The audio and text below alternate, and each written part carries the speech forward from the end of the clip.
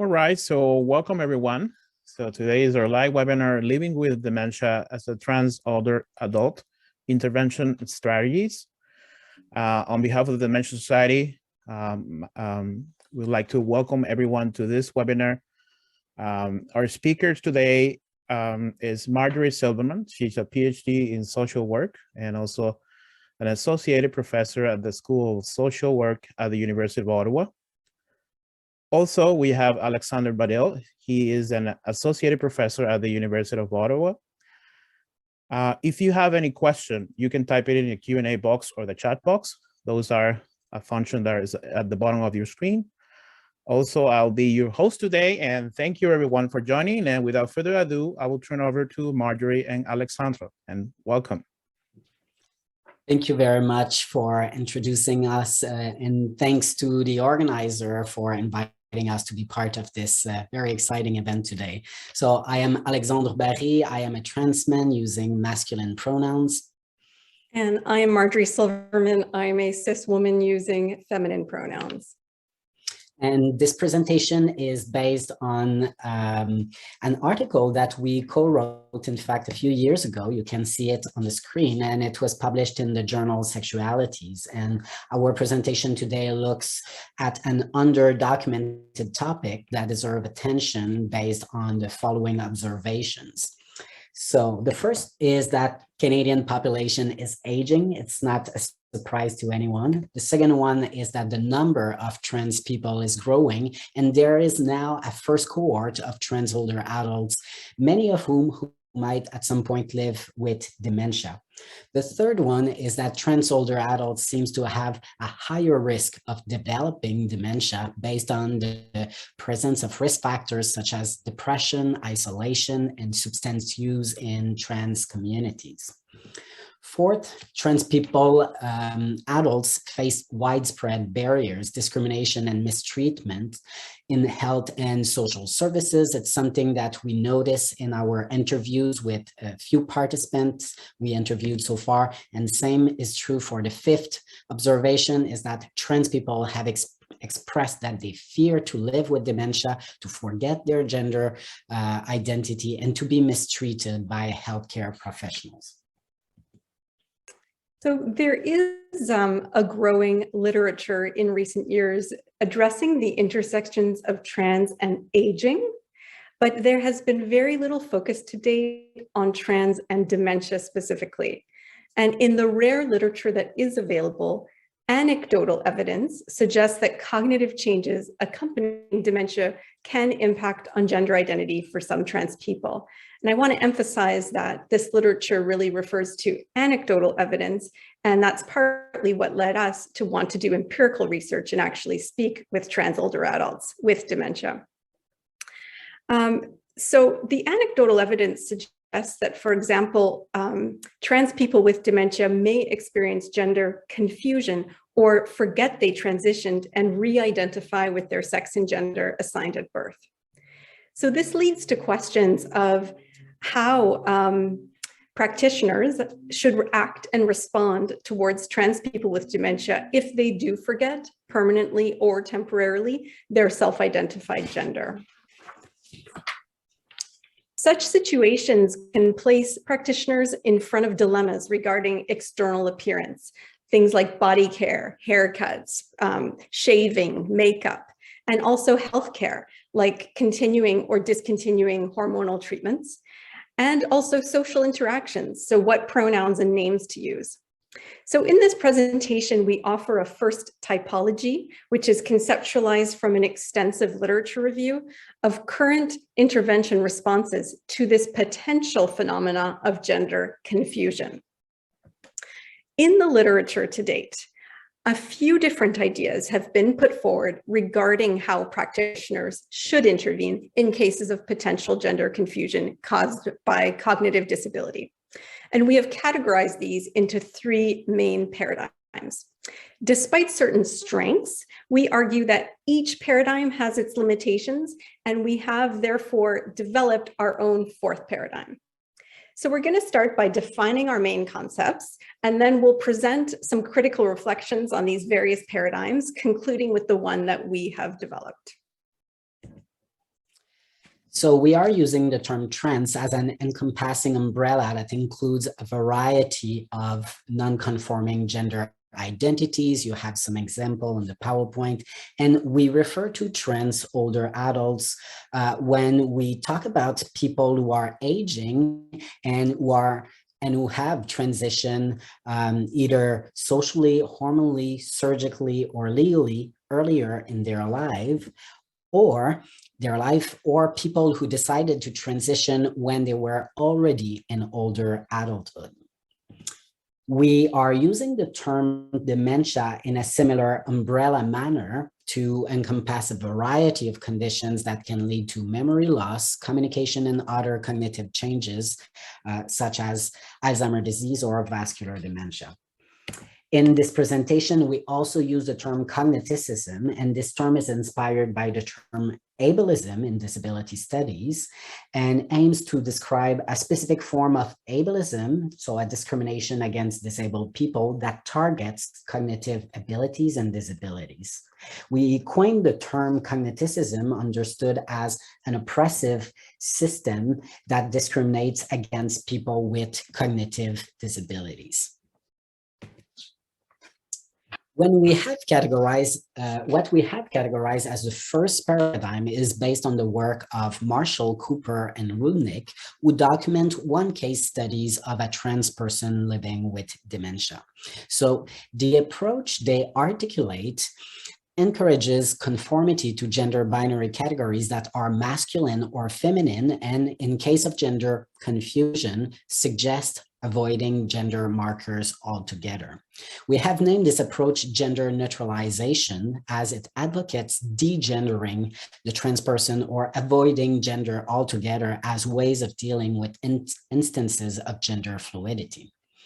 We believe this paradigm, through its suggestions of gender neutralization when people fail to conform binary categories, as well as its adherence to discourse on dementia that involves decline, loss of personhood and identity, is neither trans-affirmative nor anti-ableist or disability positive. Marshall, Cooper, and Rudnick outlined the case of Jamie, a 94-year-old trans person living with dementia, described as a, quote, patient who is no longer able to express a consistent gender preference due to moderate dementia, end of quote. So I will read this long quote with you that express this specific paradigm. They say, the staff noted that regarding Jamie, she was confused as to whether she was male or female, asking, what am I? She frequently looked down at her breast and asked, where did these come from? At times she expressed a desire to dress and be addressed as a female, and at other times as a male. She was able to recall that she had been living off and on as a woman since her 80s. She also recalled that she had been taking estrogen at some point in time. She stated that she would now prefer to live as a man and to be addressed as he. She indicated her preference was to wear masculine clothing, but when identifying what that would look like, she pointed to women's clothing in her closet.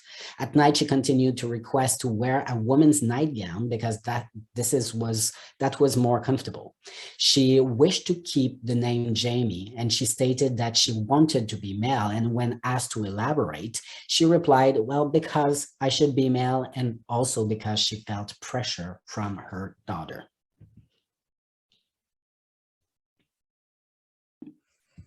In this case, cognitive disability is seen as removing the trans person's agency to make decisions.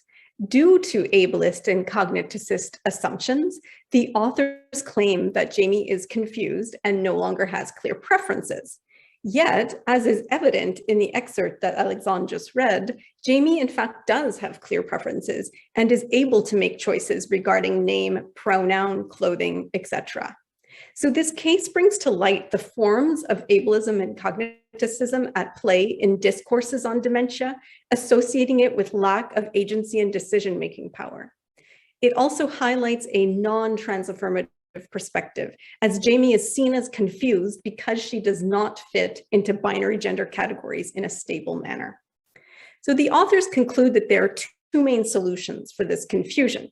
Number one, avoid gendering Jamie by behaving with Jamie in as gender neutral a manner as possible. For example, by avoiding the use of pronouns and dressing Jamie in a gender neutral manner.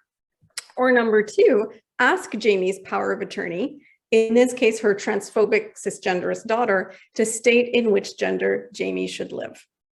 So in addition to the implicit ableism and cognitivism and ageism inherent in the second solution by denying Jamie's agency, it seems that having an inconsistent gender identity is categorized as pathological, a position that is dismissive of non-binary identities. The first solution, which may have the appearance of being more respectful, is also problematic because gender neutrality can be experienced as a form of violence for some trans people. So if we move on to the second paradigm, so in the first paradigm, Marshall, Cooper, and Rudnick argued that gender confusion is in fact a possibility. It happens, they say, to some trans people. Now, the authors working within what we name a paradigm based on a TransAffirmative stable approach stipulate that trans people living with dementia are in fact not confused about their gender. However, they say there are two elements that could lead someone to disidentify with their chosen gender. So these two elements are either external cisgenderist pressures or cognitive decline. So social, institutional, medical, and family pressures exerted on a vulnerable population may push them to conform with their sex or gender assigned at birth, according to these authors. We qualify this approach as transaffirmative because it valorizes the historical chosen gender identity of the trans person and argues for measures to sustain this identity. Other authors named Barrett and Latham and Barrett and colleagues also present a case study of a person who seems to experience gender confusion, yet these authors question whether dementia really does lead to gender confusion. And the case involves a person described as a trans woman with dementia living in a masculine identity due to family pressure. So these authors write, and we'll read through this second quote with you. Conflict with family of origin, particularly children, was also an issue for trans people living with dementia. This was highlighted in the story of Edna, who was given an ultimatum by her son to present as male or she would never see her grandchildren again.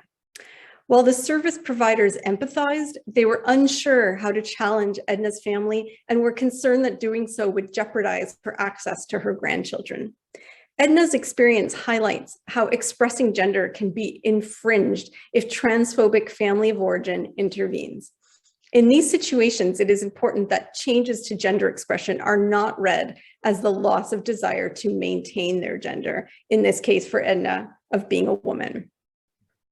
These authors are by no means alone in insisting that it is social and family pressure that can lead to a gender confusion, and that transaffirmative action would entail supporting the trans person in their historical self-identified gender identity. In fact, most researchers, as well as LGBTQ groups and organizations, adopt this approach. So authors working within this paradigm state that potential gender confusion could also be due to a medical condition. As such, any disidentification with the chosen gender does not represent their real identity of the person. According to this interpretation, gender identity is seen as a stable component of identity that is undone by dementia, particularly in a cisgenderist environment that doesn't support chosen identity. In other words, gender identity instability is interpreted as a symptom of dementia. So while this second paradigm is indeed transaffirmative, the fact that transness is privileged over cognitive disability has unintentionally ableist and cogniticist consequences. For example, there's a presumption that people with dementia lack the capacity to express their needs and to advocate for themselves. as illustrated in this passage, which we'll show, but I won't read this one for lack of time. So while we support these authors' desire to critique the cisgenderist context that feeds this myth that all or most trans people with dementia will revert to their sex gender assigned at birth, we are concerned that this position invalidates the identities expressed by older people with cognitive disabilities. So while the second paradigm that we just discussed is based on the idea that self-identified gender remains stable, what we have named the TransAffirmative fluid approach favors gender flexibility. So this approach focuses on the present moment, aiming to accompany the trans person with dementia in their daily or weekly moods, preferences, and needs. For example, the authors Hunter, Bishop, and Westwood affirm that being supportive of a trans person living with dementia involves accepting their new self-identification at the time they claim it. These authors even suggest, in fact, that the disinhibition that can accompany dementia can also encourage gender exploration with less guilt and shame. However, this third paradigm does not, in our opinion, go far enough in its engagement with disability theory.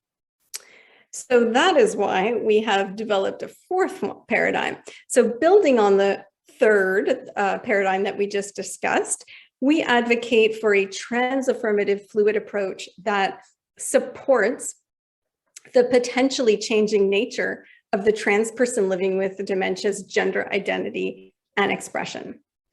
We advocate that from a trans-affirmative perspective, we should refrain from imposing a gender identity on a person, even if that gender identity was historically strongly claimed and embodied. Inspired by the work of Lynn Sandberg, we argue that the notion of personhood for people with dementia should not be predicated on the biographical continuity of gender. Practically speaking, there are a number of interventions that could support a person's self-determined gender, such as providing a diversity of pins or badges that a person could wear each day to indicate what name or pronouns they prefer, having masculine, feminine, and more neutral clothing items in the closet for the person to decide. After that, areas that are more difficult to manage include decisions about hormone replacement therapy, since the frequent stopping and starting of hormones is not recommended. So we also affirm that cognitive changes or disability are not representative of a decline of personhood or loss of the self. And we believe that all forms of cognitive difference should be supported and validated, and we advocate for a vision of the self that is multifaceted and changeable and not normatively rational. Our fourth model is also AntiAge, so complementing the tenets outlined above, we assert that any intervention with trans people living with dementia has to be anti-ageist. And when it comes to trans youth, for example, or younger trans adults, a trans-affirmative approach entails facilitating their transition at their own pace without forcing them into a transition or a rhythm that they might not want for various reasons. Yet the infantilization and denial of agency of older adults and people with disabilities can prevent trans people living with dementia from receiving the same level and type of support, unfortunately. So we believe that all older people should be given the right to gender self-determination. So this presentation has offered a first typology of the intervention strategies with trans people living with dementia, as well as thoughts regarding a new paradigm. It was brief, but yet that mobilizes an intersectional analysis of cisgenderism or transphobia, ableism, and cogniticism and ageism. In addition to our theoretical work, we also believe it is important to conduct empirical work and research in order to hear about the lived experiences of trans older adults with dementia. And we have received funding to conduct empirical research with this population. And we are interviewing currently, in fact, we have an interview this afternoon, trans people with any stage of dementia, as well as their carers who are offering them support. And participants could be located anywhere in Canada, and the interviews can take place on Zoom due to the pandemic. So at first we were supposed to travel all around Canada, but now it's the pandemic, it's a little bit more difficult. And if you know anyone who might fit these criteria, or if you want to have more information, you have email address on those posters, you can email us directly. So thank you very much. We really appreciate the discussion that will follow. Well, thank you so much, Marjorie and Alexandre. Let's see if we have any questions from the audience.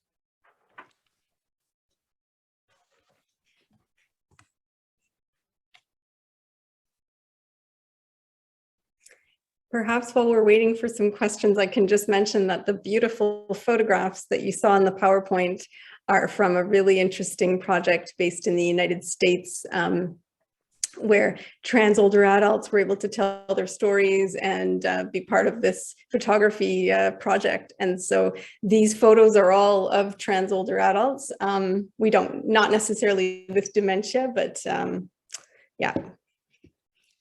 Yeah, oh, and there is one. Also, there is one question. How many participants are you hoping to recruit for your study? Well, there's hoping and then there's achieving. We were hoping for 10 trans older adults with dementia and 10 carers. We have reached out to literally hundreds of organizations across the country, both organizations dealing with aging and dementia, and also LGBTQ organizations in Canada. And so far, we have obtained about, now about 4 trans older adults and 2 carers. So things are moving along, but it's a very difficult population to reach for a variety of reasons. Perhaps we can mention some of the reasons. Indeed. Well, the first reason is that it's a population that transition earlier, in life, or transition later. But for those who have transitioned earlier in their lives, the mentality at the time was to transition and completely not discuss your transition with anyone. So you kind of were transitioning, for example, from female to male, and you live your life as a man, and nobody should know except the people who were there before you transition. Nobody should know that you're a trans person. So you should forget about this. You should not connect with community. So very often we are dealing with people who have kind of cut their links with LGBTQ communities and LGBTQ potential friends, etc. After that, it's a population right now that is aging. Some of them are really well aware of social media and are using social medias. However, others are not. And therefore, due to the pandemic right now, those people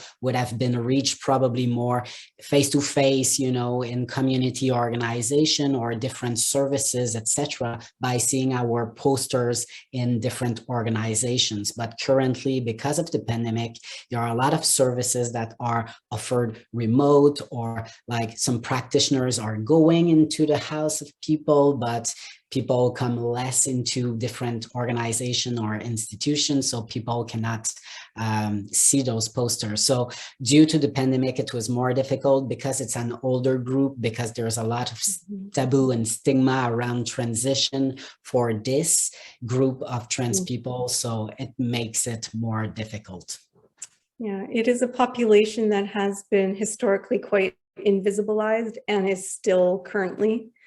And it really, does make it a big challenge to recruit.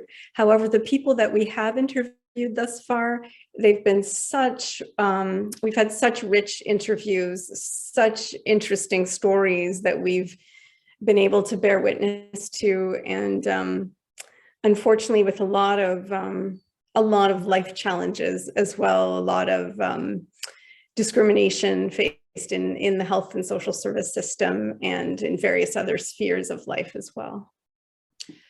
Without sharing here, while some people might write their question in the Q&A box, please don't hesitate. All the questions are welcome. But maybe one thing to specify is that, for example, one trans man we interviewed was at some point in an institutional settings because his dementia is quite advanced and he is not able to bathe by himself, dress by himself, etc. anymore. But the treatment he received in that institution was so bad and was making him so uncomfortable because there was a lot of curiosity and a lot of mistreatment based on his gender identity and based on his body that he felt so uncomfortable and threatened all the time and nervous and anxious about this situation that his wife decided to bring him back home. So this is one of the consequences among so many of how gender identity and how discrimination based on gender identity impact the way you access services regarding dementia and healthcare regarding dementia. We have a couple of questions, actually. One asks how we are going to share information from this study to carers, staff, and professionals in facilities. And one of the aspects of our project is going to be a knowledge dissemination component, which we're hoping once we, have recruited, done all our interviews, done the analysis, that we're going to develop some sensitization materials and training materials indeed for practitioners in various communities. So hopefully we can get the word out that way and then keep producing publications as well. But we know that that's a bit more for an academic audience, but definitely for a practitioner audience, we'll have some knowledge dissemination. There's also a question saying, can you talk a little bit more about the potential interventions? So we had mentioned briefly having clothing available in buttons. Alex, do you want to take that one? Yeah, for sure. There are a lot of things to do, but we are a little bit in the unknown regarding that because we have not encounter a lot of those situations. And as we just mentioned, some of the people who are trans older adults living with dementia have been in institutional context. And because it was so hard, their relatives and their family decided to bring them back home. So in fact, there's also an underrepresentation of them in institutional settings. So the interventions have not been developed yet. But based on our fourth paradigm, what we envision is everything that is aligned with TransAffirmative approach and that we would put forth regarding any other kind of trans population, regardless the age. So, the good usage of name, the good usage of pronouns, of course, the item about clothing. As we mentioned, the question about hormone is a little bit more difficult. However, it would be surprising, but we don't know for sure that the person would change every day, but it's not impossible, as I mentioned, but that would be a case by case, situation if we have to deal with hormones. However, regarding like the gender expression in general, it is possible to do so many things about, taking care of the person in a way that their gender expression feels comfortable for themselves. So regarding the hair, the makeup, etc., and that could change every day, and there is no issues whatsoever to, implement that. So that would involve, of course, a lot of sensitization and education of the personnel that are in those institutions, because very often this is one of the main barriers, and also a lot of education of other folks around in those institutions. We recognize that this is really can be quite challenging for the support network of someone who is experiencing some gender confusion. It can be quite confronting, and it may be very challenging for someone to be able to use a kind of fluid, go with the flow sort of approach. So we're not saying this is easy, but it's what we're advocating as maybe the most TransAffirmative kind of approach.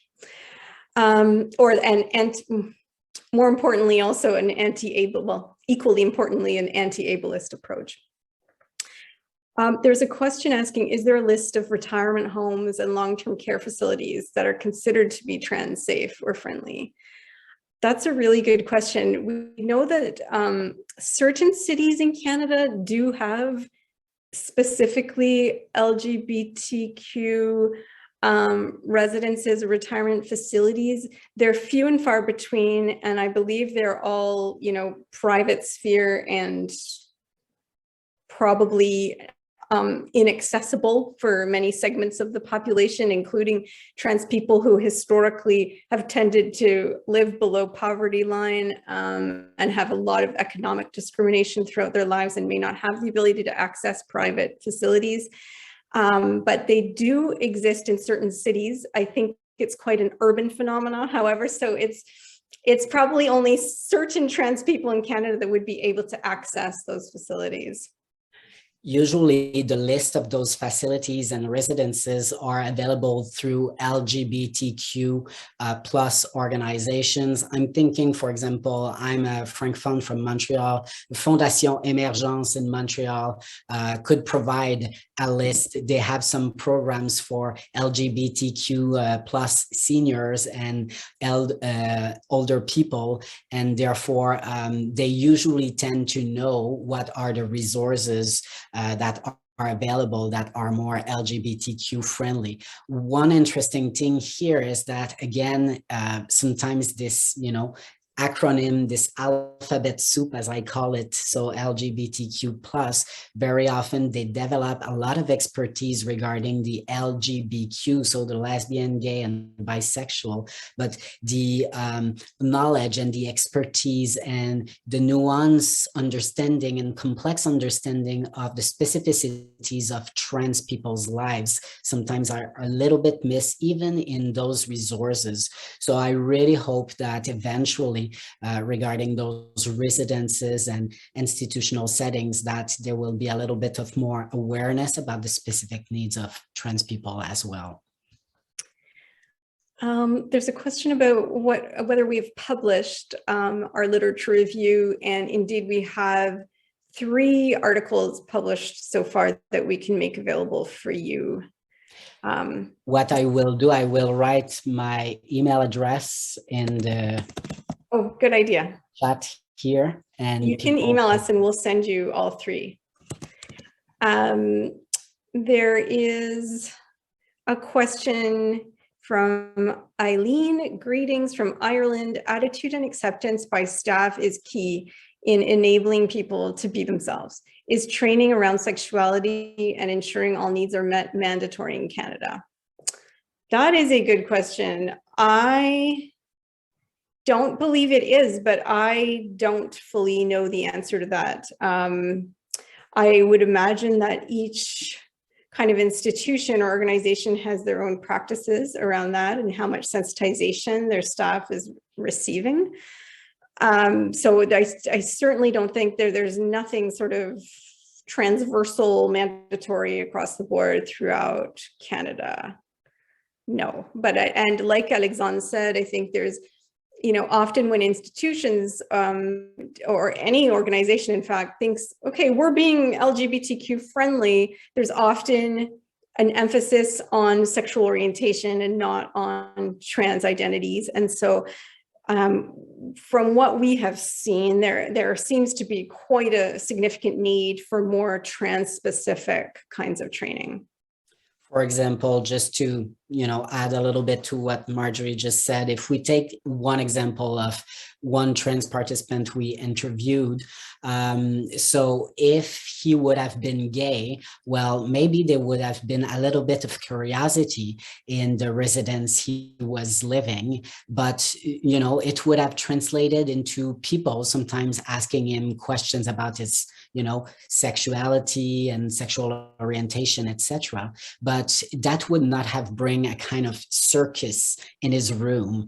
And what was described to us was the fact that every day during the few months he was there were tons of people coming to see him during bath time and during those instances where he was naked, and that was making him uncomfortable. So those kind of phenomenon are specific to trans issues, and therefore this is why I think what Marjorie just highlighted, the fact that some might have some training about being LGBTQ friendly, but very often those training are focused on sexual orientation and a little bit less about transness. So there's a lot of education to do, and to my knowledge, indeed, there is no mandatory training, and that's a big lack.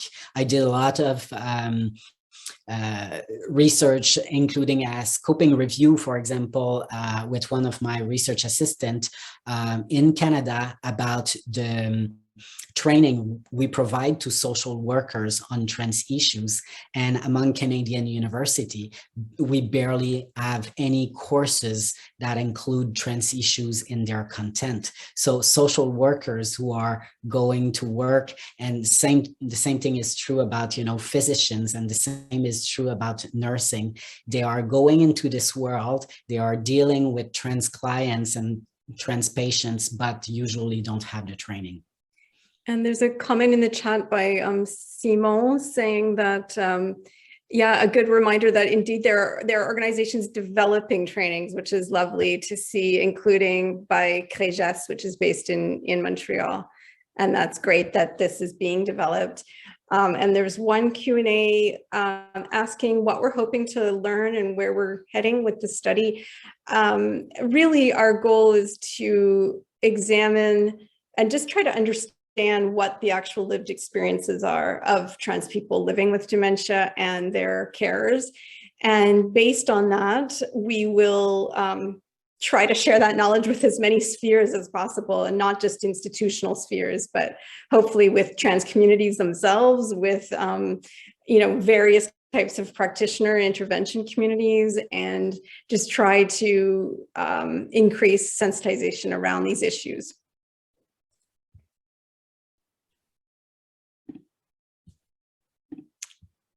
Did we answer all the questions? I think we might have. Great. Thank you for all those questions. Those were really great questions. Right. So, well, thank you so much for the presentation and for all those great questions. Definitely, this is such an important and unique topic for all. And it's been a pleasure to be your host today. If you have any more questions, or you want to connect with Marjorie or Alexandra, you can either email them, or you can also connect with me. And I'm happy to share any more information.